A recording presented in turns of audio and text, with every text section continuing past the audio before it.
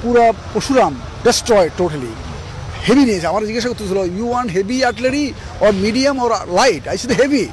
ছিন্ন ভিন্ন হয়ে গিয়েছিল, তো লন্ডভন্ড হয়ে গেল সব চিতুলিয়া ঘাটিও। 26 দিন লেগেছে আমরা ফেনী মুক্ত করতে, 6 তারিখে ফেনী মুক্ত করেছি। Loud and clear. We have almost destroyed their Pursuram moving towards Chitolia. Fire!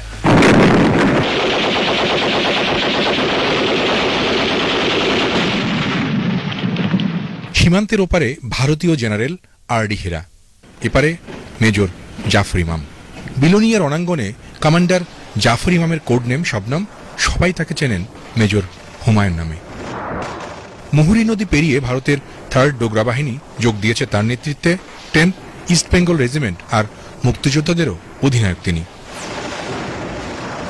নভেম্বরে মাত্র 5 দিনে তার অসীম সাহসী এই যোদ্ধারা ছিন্ন ভিন্ন করে ফেলে বিলোনিয়া রণাঙ্গনের 2000-এরও বেশি সেনার পাকিস্তানি বাহিনীকে। দাম দিয়ে কিনেছি বাংলা, কারোর দানে পাওয়া নয়।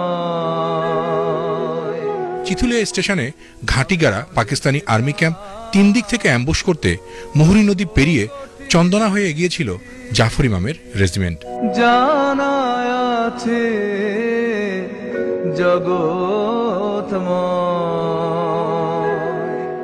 এখানে কিন্তু জনগণ শূন্য ছিল, যেহেতু এটা পুরোটা রণাঙ্গন ছিল।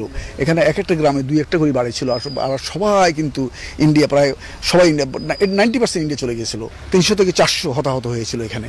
প্রায় আমাদের তাদের রিপোর্ট অনুযায়ী, তাদের বিভিন্ন জেনারেলরা যে বই লিখেছে, কয় বছর স্বাধীনতা চলবে আমরা জানতাম না। আমরা এখানে খুব সাবধানে এই পকেটটা আমরা ধরে রেখেছিলাম মুক্ত এলাকা হিসাবে। এবং এইও সাউন্ড ছিল, আমাকে খালেদ মোশাররফ আমার কমান্ডার জানিয়েছিল, যার ফলে এটা যদি তুমি কন্টেইন করতে পারো, হয়তো স্বাধীনতা সরকারের অভিপ্রায় এখানে স্বাধীনতা সরকারের হেডকোয়ার্টার হবে।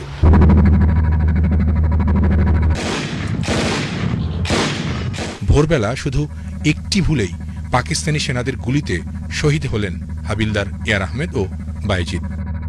দাম দিয়ে কিনেছি বাংলা। এরপর দুই পক্ষের আসল যুদ্ধ শুরু হলো, বৃষ্টির মতো গোলাগুলি। পাকিস্তানিদের প্রতিরোধ করতে তাদের অবস্থানের সামনে আশেপাশে শত শত মাইন পুঁতেছিলেন জাফর ইমাম ও তার যোদ্ধারা। মূলত সেটাই বাঁচিয়ে দিয়েছে তার বাহিনীর 2500 মুক্তিযোদ্ধাকে।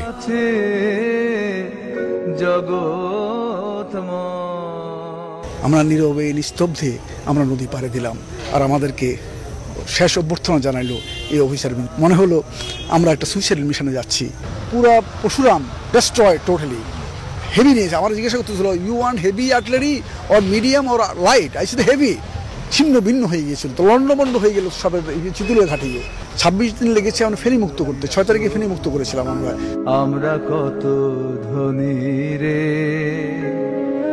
দান করিতে লক্ষ জীবন। মুক্তিযুদ্ধের পর, দেশ স্বাধীনের পর বিশ্বের বিভিন্ন গণমাধ্যমে মুক্তিযুদ্ধের এই রণাঙ্গনের খবর ফলাও করে প্রকাশ হয়েছে ভারতের গণমাধ্যমেও।